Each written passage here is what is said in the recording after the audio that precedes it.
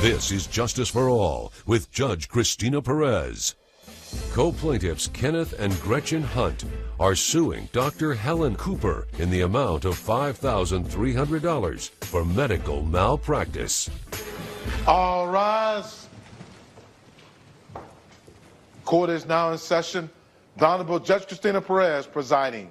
Please be seated. All parties have been sworn in, Your Honor. Thank you, Bernard. Mr. and Mrs. Hunt, I understand that you are suing your former veterinarian. Is that correct? Yes, ma'am. Okay. Why are you suing her, please? Well, we have a 16-year-old Australian German Shepherd. We've been taking it to the vet for approximately 10 years now. Specifically to Miss Cooper? Yes, ma'am.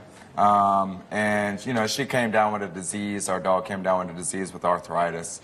So we're basically taking her there to get her euthanized. Why did you make the decision to get her euthanized?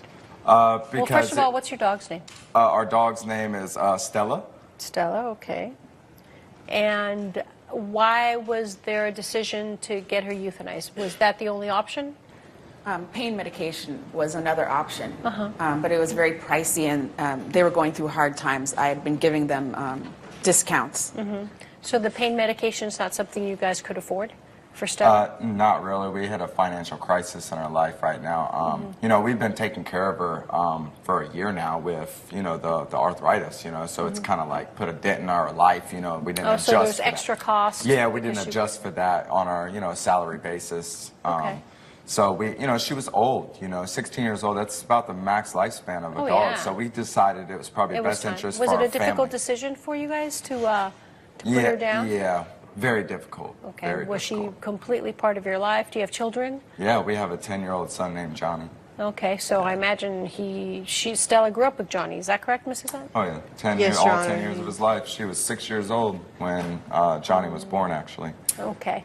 And so tell me what Stella meant to your family and to your son.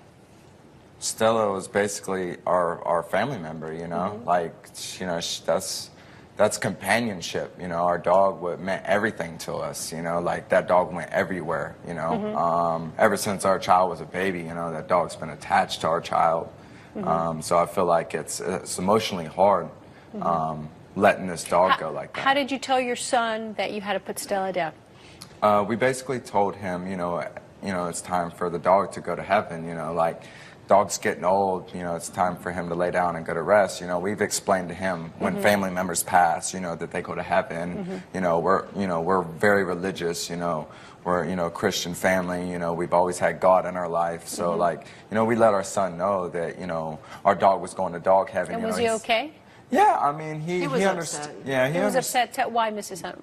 Because, like he said, you know, our dog, you know, that's part of the family. That's like our son's, you know, sister in a way. You know, they grew up together, and she was a big part of our life. And he was beyond devastated. He was crushed. Then you agreed to euthanize Stella. I did agree to euthanize Stella. Okay. And so then what happened, Mr. and Mrs. Hunt? We paid the money for the euthanization. And how much was that? $300. $300. So then why are we here?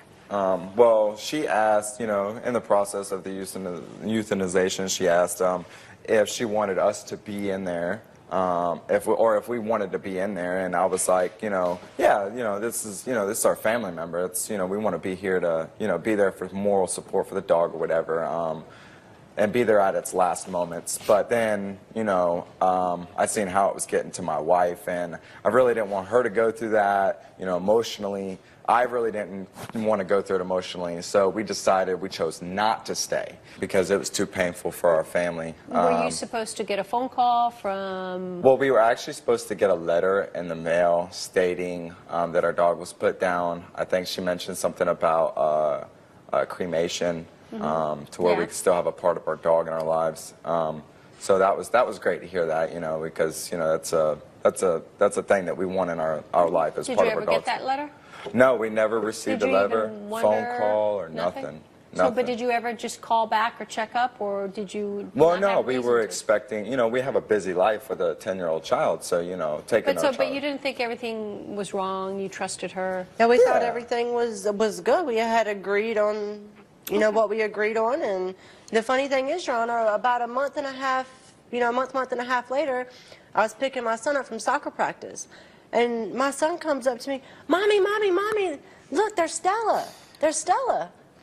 And I'm like, no, honey, that's not Stella. Stella's in doggy heaven. What we had talked about. And he's like, no, Mom, there's Stella. That's our puppy.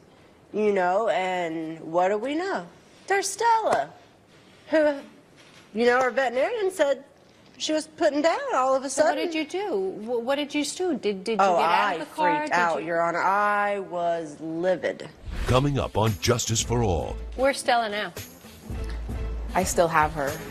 And later. I don't know what happened, but the bed did catch on fire. So then you put it on fire? No, Your Honor. Closed captioning provided by.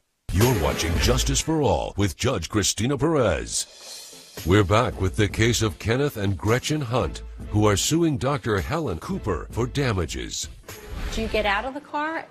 No, I was already out of the car, Your Honor. I was picking him up. Did you walk over to the dog? Yeah, I'd already walked over, to get my son, and, he tells me what he tells me, and then I walk over, to our veterinarian, and she's so like... Stella was alive with the vet? Yes, Your Honor. In the car. And what did you say to her? I asked her, what's going on? This is not what we agreed on. What happened? Yeah. I didn't get no phone call of this. I didn't get no notification, nothing. I'm sitting here, What did Stella mourning. do? Do I know? What did Stella do when she saw you? Oh, she was so excited. She started wagging her tail. She came up to lick me and my son. And I was so confused. Did you say, can I have my dog? What yeah. Happened? Yes, Your Honor. I completely freaked out. Did you take Stella at that moment? I tried. I tried to grab her by her leash, and she's like, no, she's not yours no more. She's mine. This is my dog now. And I was, no, she's not your dog. So you didn't fight to get her back right I then and tried. there? I tried, but she refused. She kept So walking then off, and why I was so mad. I took my son. What was your and son doing when he was He was watching? crying. He was throwing a fit, because he wants his dog. I pretty much, I looked like a liar. I told my son, that the dog had to, son. yeah. It confused So him. then I understand then you decided just to walk away and... Yes, and Your what Honor, did you I guys was do? so mad, and I wasn't going to sit there and let my son, see that, and us arguing, as adults, I can't do that in front of my son. So I decided to leave and try to handle it later. I called my husband. He was at work, and he ended up having to leave work and come home. And that's why we're here, because we decided we were going to take, civil civil I action. understand that, but what steps did you take to try to get Stella back?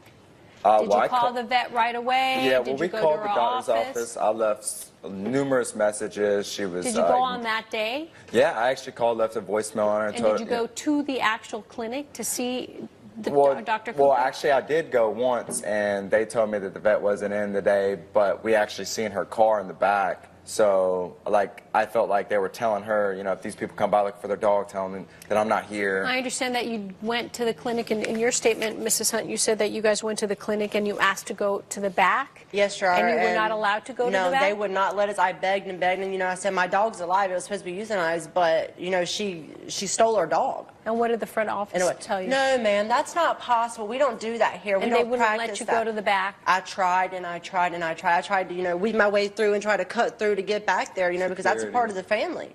What happened? I prepared Stella for the euthanasia procedure, and she started whimpering.